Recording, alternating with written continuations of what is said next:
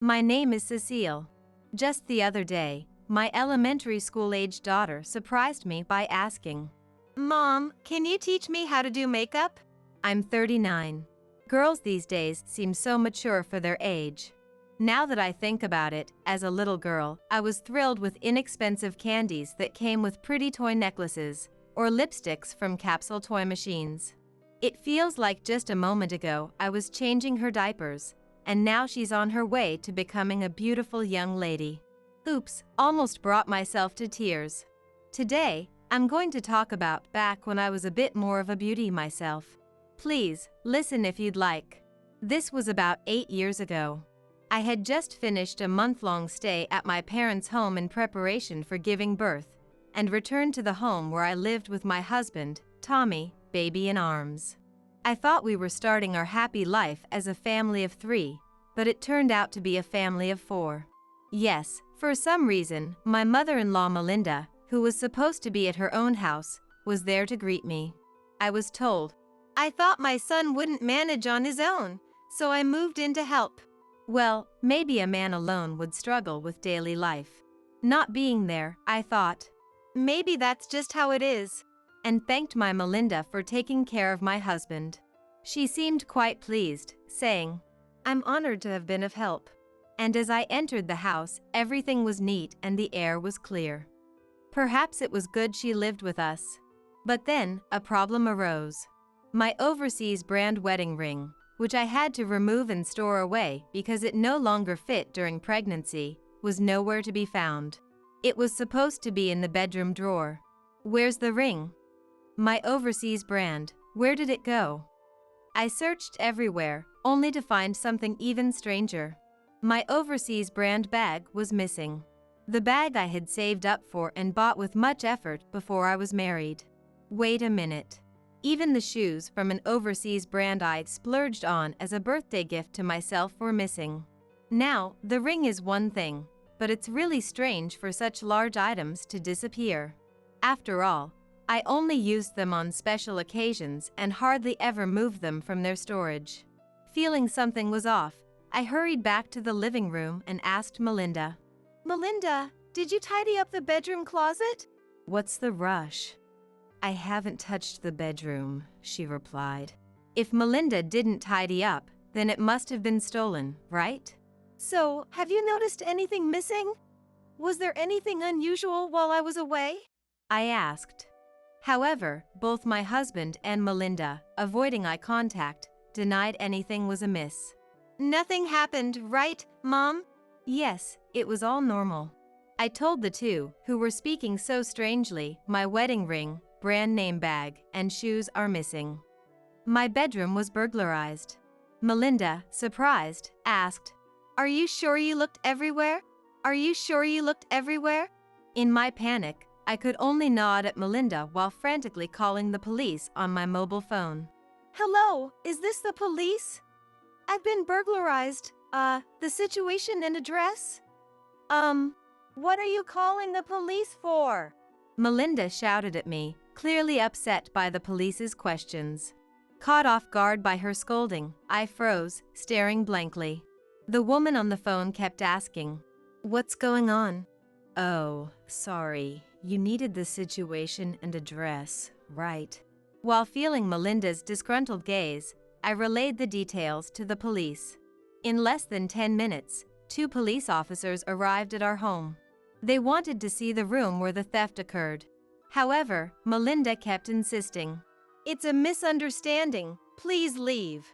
It's a misunderstanding, please leave." Even if it were a misunderstanding, things were indeed missing. Both supposed to be victims in the house, I went pale at the thought of strangers entering our home. While Melinda was red-faced, angrily saying, "We don't need the police." Even my husband was trying to calm me down, saying, "It's just a ring or 2, it's fine." "Just a ring or 2? That's our treasured ring we bought together, it's irreplaceable," I retorted, while the police officer watched me intently. "All right, ma'am, could you please show me the room?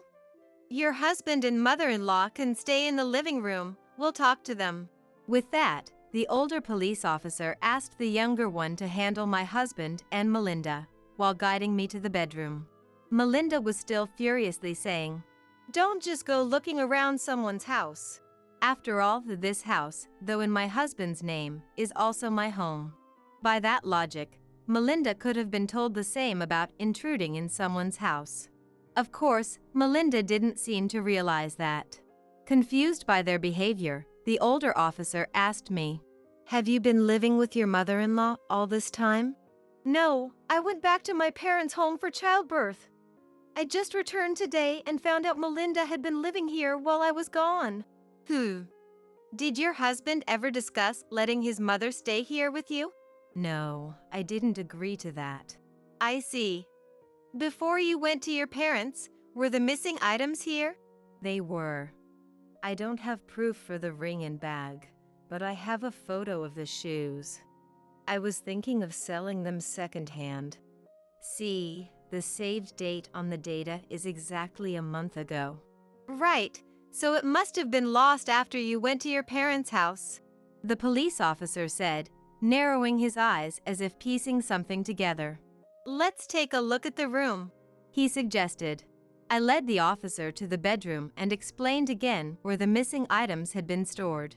While complying with the fingerprint collection, the officer asked, "What's that?" He pointed to a handkerchief on the shelf, unfamiliar to me. It wasn't mine or my husband's. I thought, that shelf is where we keep our favorite photos and paintings, and my husband knows I always keep it tidy. I've never seen his handkerchief placed there. I don't know. I'm sorry, I didn't notice it until you mentioned it. It wasn't there before I went to my parents' house. Missing valuables, yet unfamiliar items appearing. If this isn't creepy, what is? Feeling frightened, the officer asked, "May I check this a bit more?" I answered, "Please do." This has a camera hidden in it. What? Surprised, I watched as the officer unfolded the handkerchief on his palm, revealing a small camera tucked inside. For what espionage? Let's look around the room a bit more. The officer, calm amidst my confusion, checked other drawers, different from where the missing items were stored. Found it. He pulled out a cable from a drawer near my husband's side of the bed. The cable fit the small camera he had found earlier. The mother's behavior is a bit suspicious, but the husband seems fishy too, the officer said with a wry smile. I, unable to grasp the situation, asked, "What do you mean? Your husband might have installed this camera. We found a cable for playback," he explained. What? For what purpose? I'd like to check the video. Can I use that computer? He asked, pointing to my husband's laptop. Confused, yet hoping to uncover the truth, I agreed. Sure, go ahead. The officer connected the camera to the laptop with practiced ease. The laptop seemed to recognize the camera, and a menu opened up. The officer selected some command and chose a random file from a folder. To our shock, the video displayed our bedroom. I went with the officer to the living room, where my husband and Melinda were waiting. Melinda immediately complained. Really now? You making a fuss and calling the police? We had to undergo questioning, felt like criminals. It's so upsetting. My husband, too, was in a foul mood. Making a big deal out of nothing. Enough, whose fault is this? In anger, I slammed my hand on the living room table. I'm still recovering from giving birth, and they made me run around and panic like this. I was seething. How dare you act so brazenly after what you've done? I know everything now. Look at this. I took the laptop from the officer, opened the screen, and played the video we'd just seen. My husband and Melinda gasped. Huh? As they saw themselves on the screen, rummaging through the bedroom shelves, taking my ring and bag and leaving. In the video, my husband was telling Melinda, "With the money from selling these, we can both have some fun." Melinda was laughing. Who would have thought she had such sellable items? It's hard to prosecute F.A. Melinda living together for theft, she said. Mom, you're amazing. So knowledgeable. So shameless, even when their misdeeds are pointed out. Not only did they not feel guilty, but their conversation suggested they were proud of their cunning. I thought I was targeted because I happened to have brand name items, but who would have guessed the culprits were inside the house? My agitation and anger grew, while my husband looked scared. Melinda still didn't think she did anything wrong. In fact, she kept denying it, despite being clearly seen in the video. Okay. Since you insist, let's watch this, I said, playing a different video. Oh, come on. What about your wife? If that's the case, aren't you okay with your husband? On the screen, Melinda was intimately engaged with a much younger man. Maybe in his 30s, on a bed. It's okay, I only need you, Rocky. My husband is nothing to me. I'm so happy. But, you know, my wife has been cutting my allowance again. Again? What an incapable wife. Don't worry, I'll give you some money. Melinda then wrapped her arms around the young man's neck, embracing him. It was as if she was trying to absorb the youthfulness from the younger man. Though I hadn't seen it before, it looked like something straight out of a club scene. Thank you, Melinda. I love you. You're so sweet. Seeing the video of Melinda's alluring voice and actions, even my husband couldn't help but look away. The young police officer looked queasy, as if he was about to say, "Ugh," and the older officer quietly scolded him. Hey, stop it. Don't show such nonsense, Melinda yelled, her face turning bright red. My husband, perhaps feeling it was none of his concern, seemed about to laugh at Melinda losing her usual composure. Really, Tommy? You think it's funny? Huh? Please watch this too. I played another video. I love Nancy the most. Then another. I've never loved anyone but Anna, just kidding. How was it? Good. And another. Ashley, stroke my head. Hearing this, the young police officer burst into laughter beyond control, while the older one scolded him again. In the video, Ashley was stroking my husband's head, asking, "How many others are you seeing?" My husband responded like a script. Only you, Ashley. Liar. At this point in the video, there were already 3 women, and including those I just checked, at least 8. Really? I love you, Tommy. So, about that. I know. You mean the bag, right? Don't worry, I make good money. I'll get you a gift. Yay! This pattern repeated with the other women. Apparently, my husband had been leading a life where he gave women gifts in exchange for letting him secretly film their encounters. What a hobby. You might have noticed, he's making a huge loss buying brand name items for each video. And the only video showing Melinda's actions was that one. It seems the recording button was accidentally left on, capturing the moment Melinda stole my things and her own actions. Rest assured, it's not some peculiar hobby to watch Melinda's actions, or maybe not. Melinda and my husband, embarrassed and exposed even to the police, were pale and slumped in defeat. But it wasn't over yet. Just as I thought this, the intercom rang. They're here, I said. Melinda looked at me with a tired face. Ignoring her gaze, I went to the entrance and welcomed Bruce. Seeing Bruce, Melinda lost her words and screamed. Seems like you were cheating in your son's house, huh? Cecile told me. No. It's not like that. What do you mean it's not? Cecile, could you play the video? With pleasure. After casting a cold glance at the bewildered Melinda, Bruce burst into loud laughter as he watched her flirtatious video. An old woman like this, seducing a young man for money, aren't you ashamed? Ahahaha. Oh, my stomach hurts from laughing. What? I thought Bruce would be shocked by the video, but his unexpected reaction surprised me. You're just a wallet to him, clearly after your money. Pathetic. Ahahaha. Bruce laughed uproariously, clapping his hands. Melinda, embarrassed, blushed furiously, her previously defiant attitude gone. Ah, that was funny. Let's see my son's too. Let's see how much he's grown, Bruce said, laughing while focusing on a particular part of my husband in the video. After watching all the infidelity videos, Bruce commented with a straight face. Both mother and son, letting young people take their money. Beyond disappointing, it's pitiful. Needless to say, Melinda and my husband would have preferred being laughed at. What we learned from questioning was that Melinda accidentally found out about my husband's affairs. She kept it secret in exchange for using our house to meet her own lover. For Melinda, it was embarrassing to be seen with a much younger man, and her lover, lacking money and having a wife, couldn't easily find places to meet.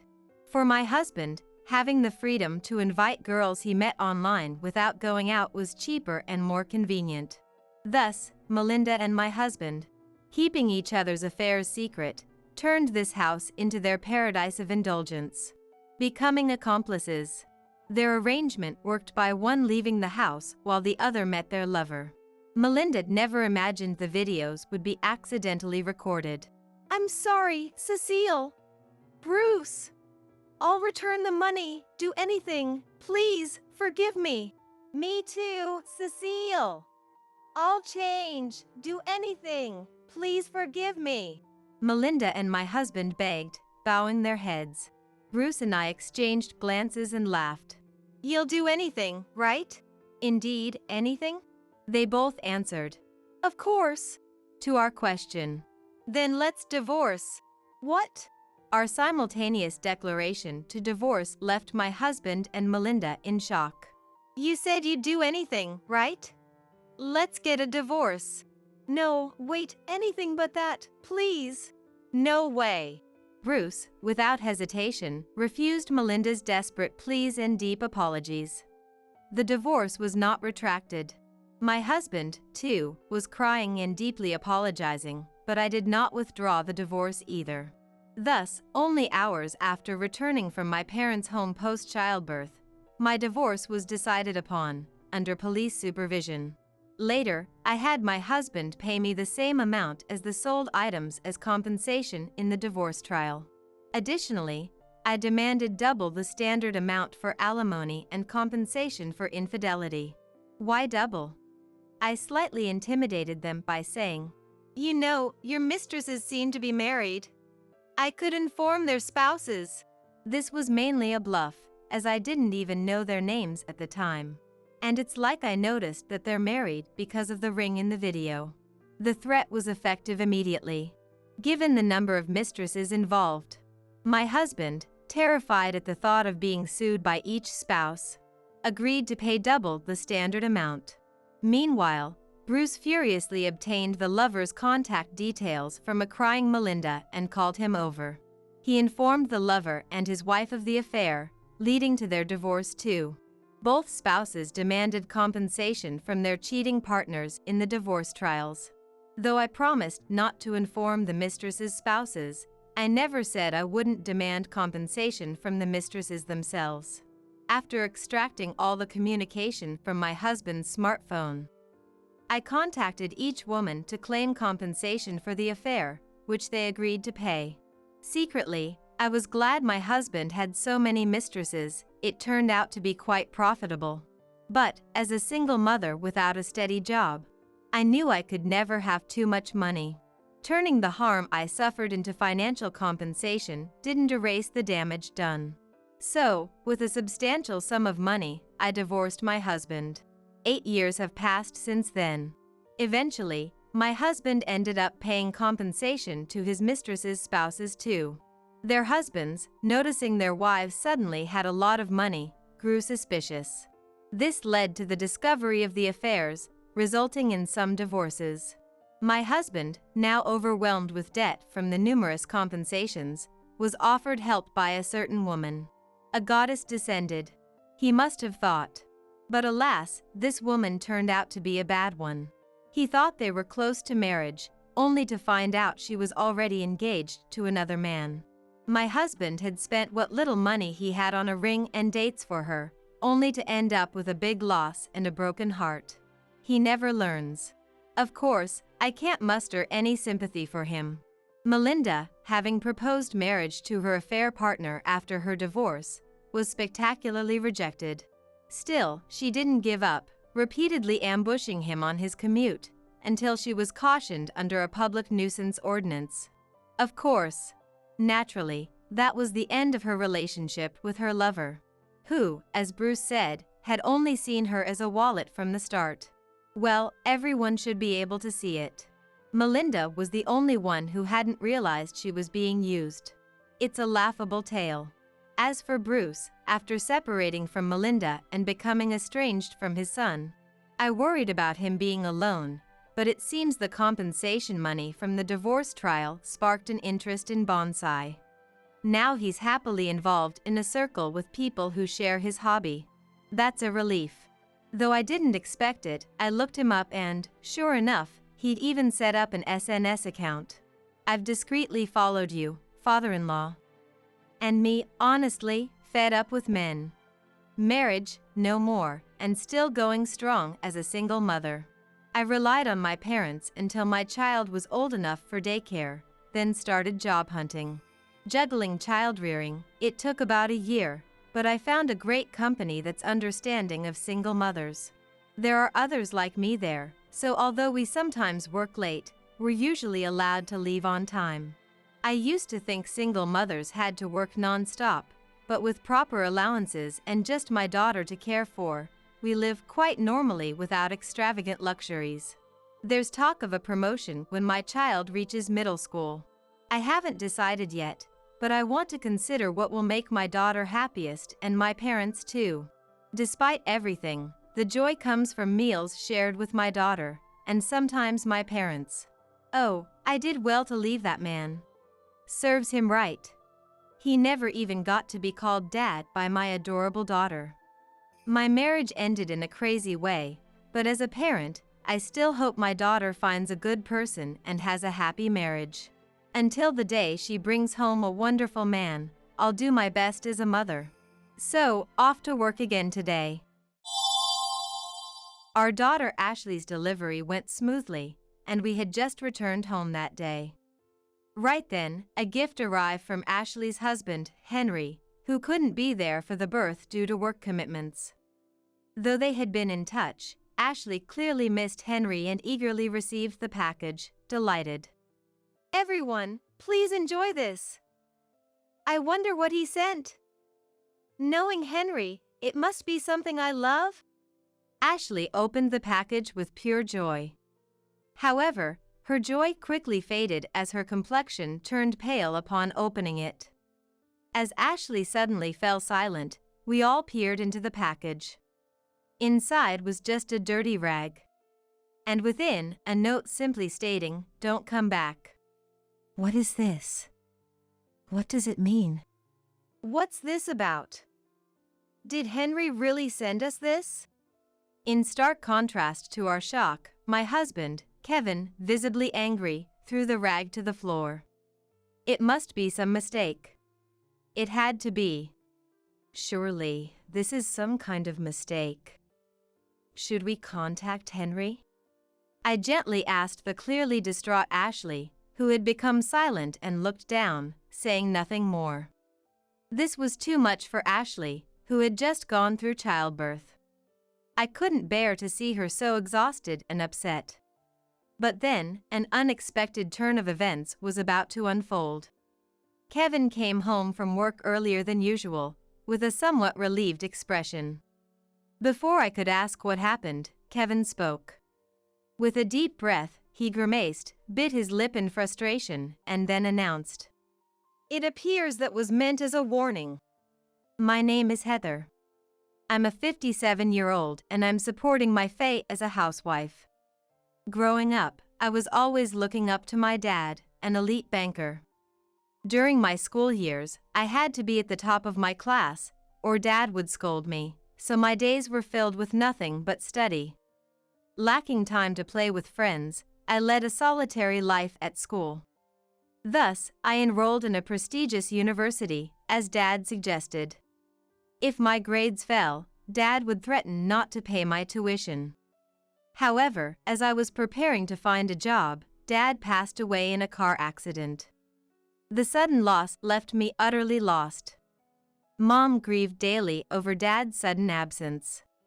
To reassure her, I took a job at a bank. Though Dad was strict, I realized that it was thanks to him I had been so dedicated to my studies. Grateful for this, I was happy to work at the bank, and Mom was overjoyed that I followed in Dad's footsteps. That's where I met someone. Most of my colleagues quickly married and left the job. In our 20s, only women with no desire to marry or those like me, completely dedicated to their work, remained.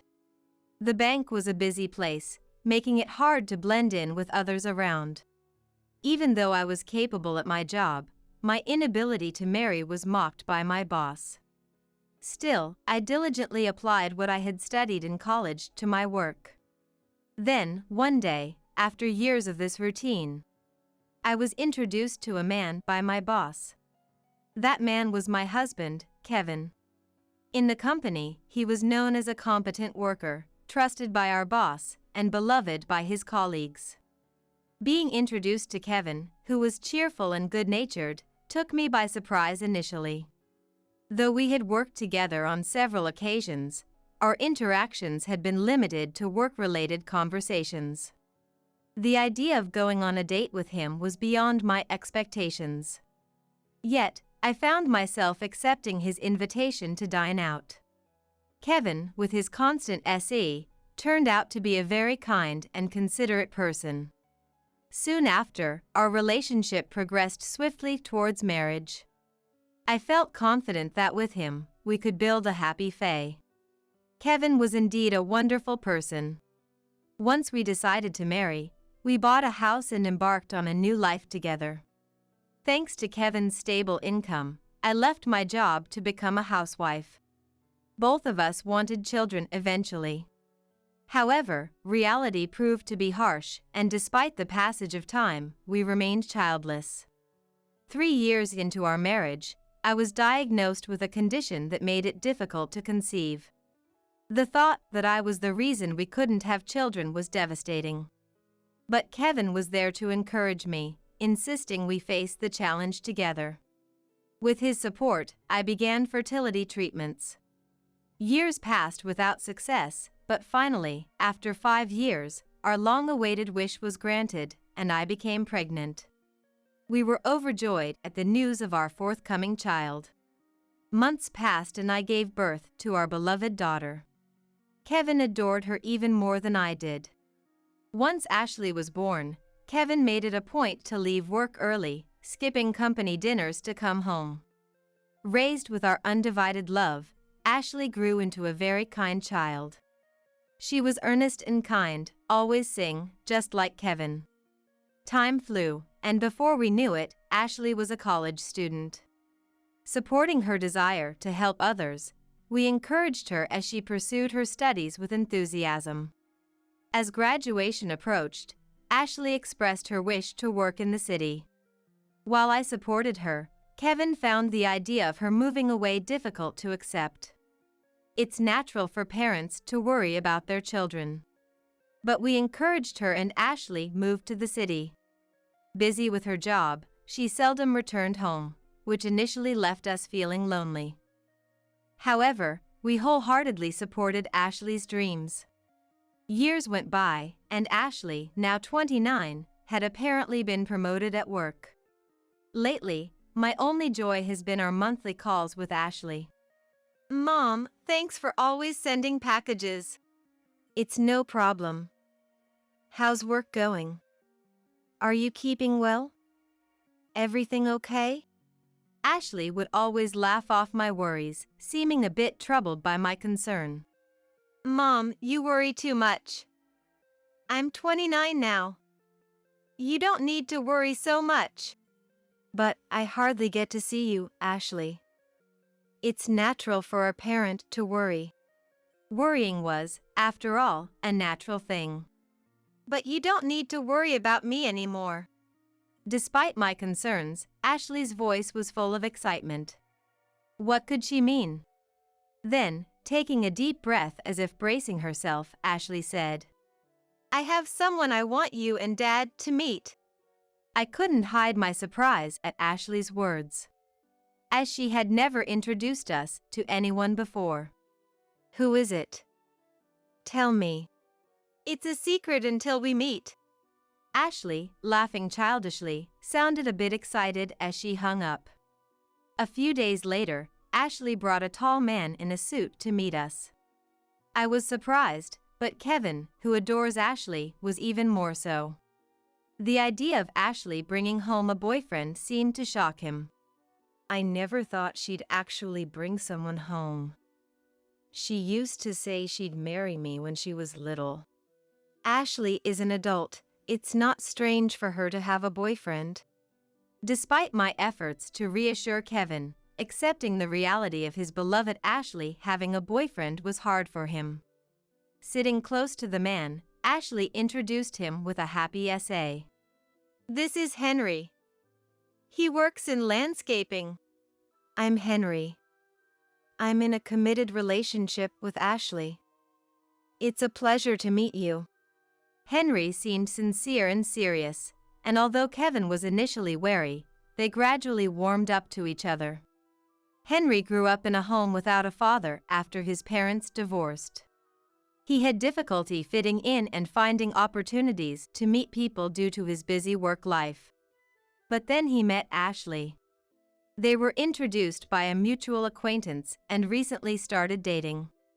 Ashley was there for Henry, offering support and kindness during tough times at work. With Ashley's support, Henry found himself more engaged in his work than ever before. "All thanks to Ashley. She's my savior." Hearing Henry speak so fondly, I was on the verge of tears as a parent. To think that he cherished Ashley so much. Kevin was moved by Henry's words too, and the two of them became close enough to chat about trivial matters. I was convinced that Henry was someone we could entrust our precious Ashley to. The impression of Henry was that good. I was sure that a marriage proposal was on the horizon. Ashley and Henry seemed to trust each other that much. But then, about 6 months later, something unimaginable happened. As usual, I had sent Kevin off to work and was dedicating myself to household chores. When suddenly, my mobile phone rang. Picking up, curious, it was Ashley. A wave of anxiety washed over me, wondering what could have happened. "Ashley, what's up? Calling in the middle of the day like this?" Normally, she would be at work at this time. Yet, Ashley, with a voice not her usual bright self but somewhat darker, said, "I took some leave." "Took leave? Are you not feeling well? What happened?" Ashley seemed hesitant to talk. "Well, there's something I need to talk about." Usually, she would be bright and talk about Henry or her job. But today, her voice was devoid of cheer, sounding somewhat listless. Ashley started talking about something that seemed to be troubling her. Apparently, things weren't going well with Henry's mom. "What do you mean? Didn't you say you went out to eat with her before?" There hadn't been such issues when they first started dating. I had heard they were getting along well with Henry's mom. Yet, what could have happened in just 6 months? I asked Ashley what went wrong. "The truth is, things have never really been good with Henry's mom." She had been trying not to worry us. I wished she had talked to us sooner. But maybe Ashley found it difficult to consult us. Gently asking what happened, Ashley let out a small sigh. "Recently, Henry and I discussed about marriage. Considering our ages, it was time for us to think," she said. I suddenly remembered a call from Ashley a few days ago. She had mentioned then that they were talking about their future. But at that time, her voice was brighter, and she seemed happy talking about it. But it seems that wasn't the case in reality. Ashley mentioned that Henry's mom, Nicole, was being harsh towards her. She had visited Nicole's house several times, but each time she was met with a cold attitude from Nicole. Why would she act like that? Ashley pondered over this and even discussed it with Henry. Henry suggested that Nicole might still be traumatized from when Henry's dad had an affair and left the home during his childhood. Nicole must have felt deep sorrow then and decided to raise Henry alone. I heard that she raised Henry by herself, cherishing him greatly, especially since Henry's grandparents had already passed away. Even now, Nicole supposedly calls Henry several times a week. I can somewhat understand her feelings. Any parent would worry about their precious child.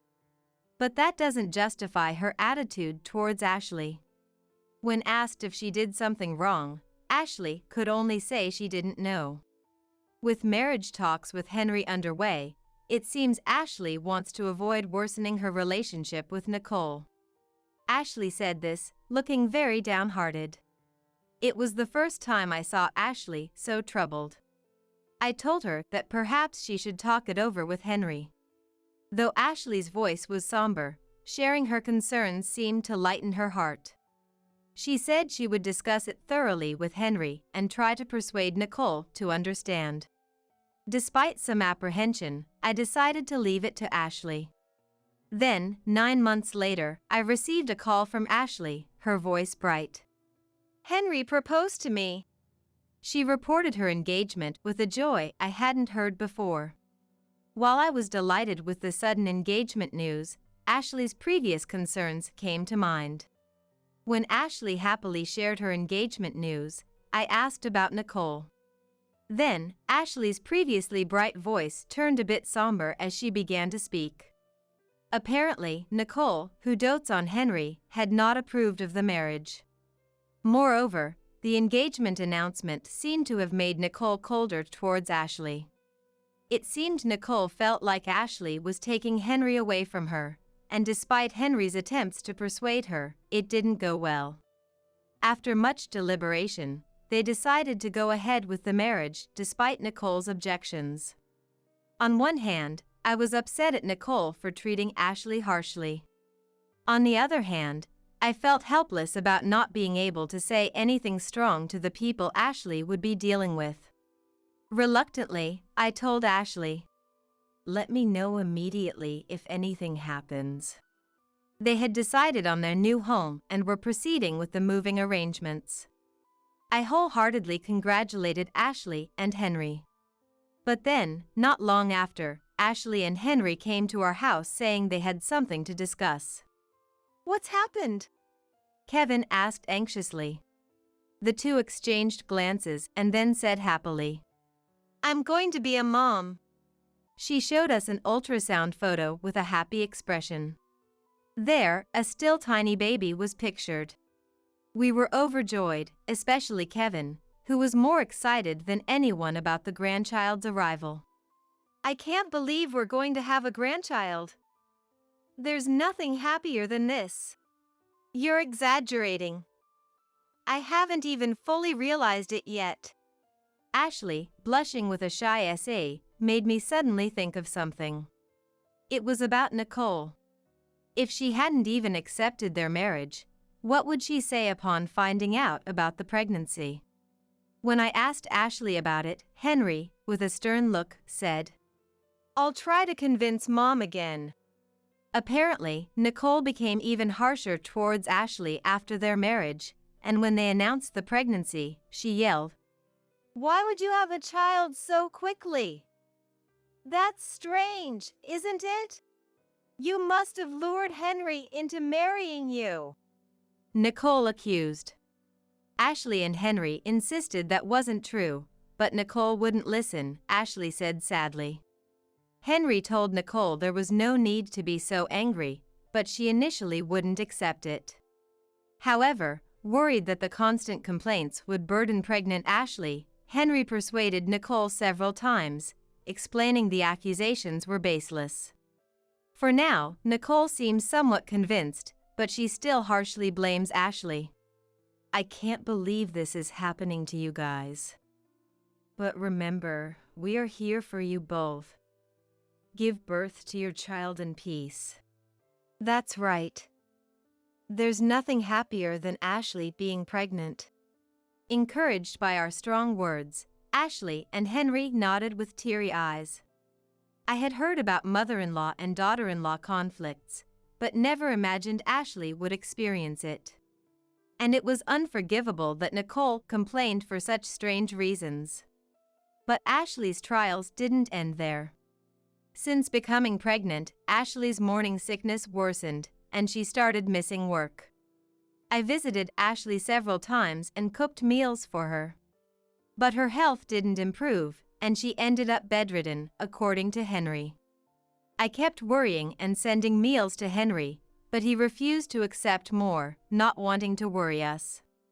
Amid growing anxiety, several months after the pregnancy announcement, I received an early morning call. It was from Ashley, and I rushed to answer, asking, "What's wrong, Ashley?" Through sobs, Ashley's voice came through. Confused, I listened as she quietly said, "I want to go back home to give birth." Feeling uneasy, I asked why. It seemed Nicole was the cause. Nicole had been calling daily, demanding to divorce her son. She yelled not to have the child, pushing Ashley to her mental limit. "Why didn't you talk to us sooner?" I asked Ashley, who sobbed through her explanation. It appears she had been pretending to be upbeat not to worry us. Tears overflowed from my eyes too. I woke Kevin to explain the situation. Realizing the gravity, Kevin sprang up, insisting we pick up Ashley immediately. After telling Ashley our plan, she responded in a weak voice. Henry, too, was exhausted. I suggested they both stay with us for a while. However, while Ashley was willing to accept, Henry rejected the proposal. Henry explained that due to work commitments, he simply couldn't leave. Reluctantly, it was decided that Ashley would return to our home, and about an hour after the call, I went to pick her up.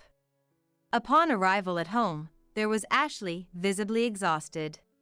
She seemed to be mentally drained, clearly not her usual self. I instinctively hugged Ashley tightly. "I'm sorry, I can't get away from work. If anything happens, please call me right away. I'll come as soon as I can," Henry said, hugging Ashley with a look of concern. Seeing how much they loved each other made my heart ache. To think they were being put through so much distress. I felt a surge of anger towards Nicole. From that day on, Ashley began living with us, away from Henry. Compared to her previous state, she seemed to be slowly recovering. Though there were times she wasn't feeling well, seeing Ashley become a bit brighter was reassuring. A few months after moving in with us, Ashley safely gave birth to the child. Kevin and I were moved to tears with joy at the birth of our adorable grandchild. It reminds me of when Ashley was born. It's a moment too precious to forget, such a joyful event. Kevin and I looked at each other, reminiscing about the time when Ashley was born.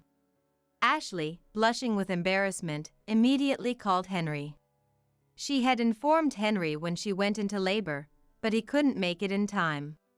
Henry was unable to attend the birth, but Ashley joyfully informed him of their child's arrival. However, Ashley's expression darkened after making the call. She looked dejected after hanging up. "What's wrong?" I asked Ashley. "He can't come right away. But he said he's sending a gift, something I like," she said. Initially, Ashley was downcast, but she soon regained some of her spirits. It seems Henry was concerned about not being able to attend the birth and wanted to cheer Ashley up. He apologetically mentioned sending Ashley her favorite things. However, we suddenly felt something off about Henry. Even if he was busy with work, he should have made it a priority to be there for the birth of his child. This prioritization of work over childbirth made us slightly feel distrustful towards Henry. But since Ashley trusts him, we decided not to dwell on it further. Then, on the day Ashley returned from the hospital after giving birth, a gift from Henry arrived. Though they had been in touch, Ashley seemed sad about not being able to see Henry. Ashley was very pleased to receive the package. "Let's all enjoy this. I wonder what he sent. Knowing Henry, it must be something I love," Ashley said, opening the package with visible happiness. However, her joy quickly faded as her complexion turned pale upon opening it. As Ashley became suddenly quiet, we too looked inside the package. Inside was just a dirty rag. And within, a note simply stating, "Don't come back." What is this? What does it mean? What's this? Did Henry really send us this? Contrary to our shock, Kevin, visibly angry, threw the rag to the floor. It must be some kind of mistake. Surely, this is some kind of mistake. This doesn't make sense. Should we contact Henry? I gently asked Ashley, who had become silent and looked down, saying nothing more. However, Ashley remained silent, her face downturned, not speaking anymore. We focused on comforting Ashley, who was deeply distressed. To think she had to face this treatment after just giving birth. We couldn't bear to see Ashley so worn out. But then, an unexpected event occurred. Kevin came home from work earlier than usual, with a somewhat relieved look on his face. Before I could ask what happened, Kevin began to speak. "I contacted Nicole. It seems that was meant as a warning." I was shocked at Kevin's words, uttered with a heavy sigh. It turns out the perpetrator of the package was not Henry, but Nicole. Kevin had tried to reach out to Henry on the day the package arrived, but got no response. With no other choice, Kevin contacted Nicole and confronted her. He couldn't stand to see Ashley sad any longer. Nicole confessed to taking a package meant for Ashley from busy Henry, swapping it with a dirty rag, and sending it. While shocked at such an unexpected revelation, I couldn't understand why she would do such a thing. However, Kevin's expression remained stern. Nicole was trying to protect Ashley by being harsh on her all this time. Upon being pressed, Nicole confessed everything to Kevin. Nicole confessed that she had once heard from a drunken Henry about embezzling company funds. With the issue unresolved and Ashley's marriage to Henry hastily decided, Nicole panicked. To prevent Ashley from getting involved in any trouble, Nicole admitted to being harsh towards her. It was Nicole's way of advising Ashley to stay away from Henry. The shock left us speechless. But we couldn't let Ashley continue to be saddened by this. We wanted to push for a divorce immediately, but we knew neither Ashley nor Henry would agree. So, we took immediate action. First, we contacted Nicole. She seemed surprised to hear from us, but quickly apologized. I was wrong. I'm truly sorry for everything. While it was difficult to forgive Nicole for her weak apology to Ashley, we requested her cooperation to get Henry to confess. Nicole hesitated for a moment, stumbling over her words, but then agreed, acknowledging that it couldn't be overlooked. We decided to tell a grieving Ashley everything about Henry. We shared everything Nicole had told us, explaining that it was all done to protect Ashley. Initially, Ashley seemed incredulous, but she appeared to trust our words eventually. Shortly after giving birth, we finally received a call from Henry, who had not once called or shown concern for Ashley since the birth. There was no way Kevin and I could forgive that. We were infuriated by the fact that he hadn't attended the birth nor had he made any contact after the birth. "Is Ashley okay? Now that work has calmed down, I should be able to stay in touch," Henry said, seemingly unconcerned. Anger welled up at Henry's indifferent demeanor as he spoke. I briefly updated him on Ashley's condition and then quickly ended the call. To think Henry had deceived Ashley, who was raising a child on her own, and embezzled company money. We could no longer forgive Henry.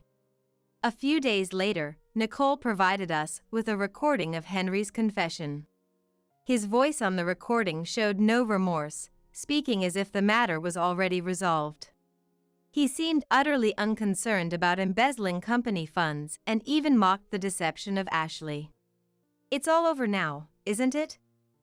I've got a beautiful woman and have played the part of a good husband," he said. To think he thought of Ashley in such a way.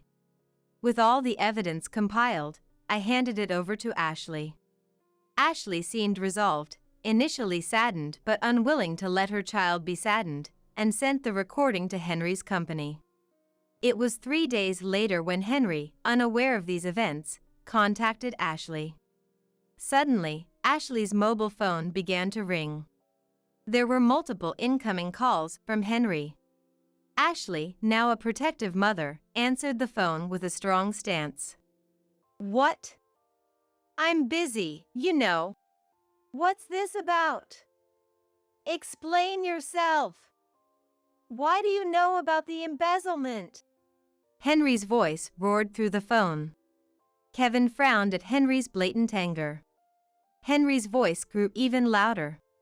"I'll be fired if this continues. Can't you, as my wife, speak to the company for me?"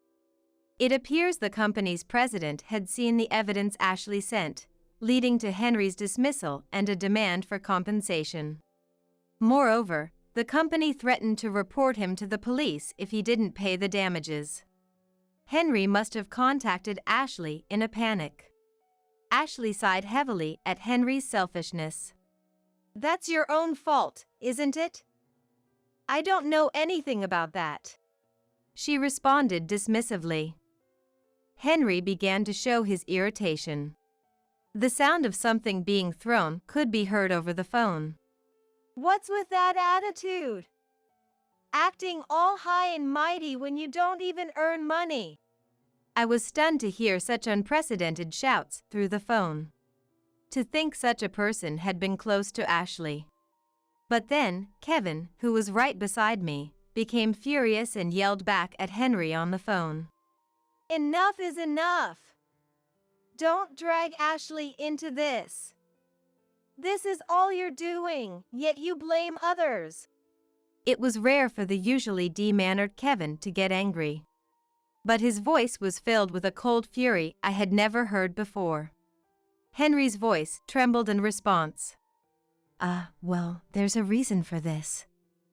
It's not all my fault, you see." Kevin raised his voice even more. "You've caused enough trouble for the company that's been good to you. Pay the compensation or I'll report you to the police myself." Henry, perhaps panicked by Kevin's threat, promised to pay the compensation. But that was not enough to appease Kevin. "I can't leave Ashley with a criminal like you. We'll be pursuing a divorce." Henry seemed not to expect such a reaction and tried to calm the situation with but the phone was hung up before he could finish. "Wait a minute." Later, Henry promised to pay the compensation in one lump sum to his company. Thanks to this, the matter didn't escalate to police involvement, and he was only dismissed from his company. Subsequently, Ashley and Henry quickly proceeded with their divorce. After that, there was no further contact from Henry. Following this incident, Nicole reflected on her son's failings and lack of integrity, offering us an apology. We then ceased all contact with Nicole and had no further dealings with her. Meanwhile, Ashley, along with Kevin and I, began to raise her child together. An old friend of Ashley's from the neighborhood returned to the area, and they started seeing each other frequently, along with the child. They spent holidays together like a real fae, and he seemed to cherish Ashley deeply. He always seems to be there for Ashley, actively participating in parenting. He has come to greet Kevin and I several times, and he's a very pleasant person. The child seems to have grown fond of him too, and judging by their interactions, remarriage might be happening soon. Seeing Ashley and our grandchild sing happily together has given us great peace of mind.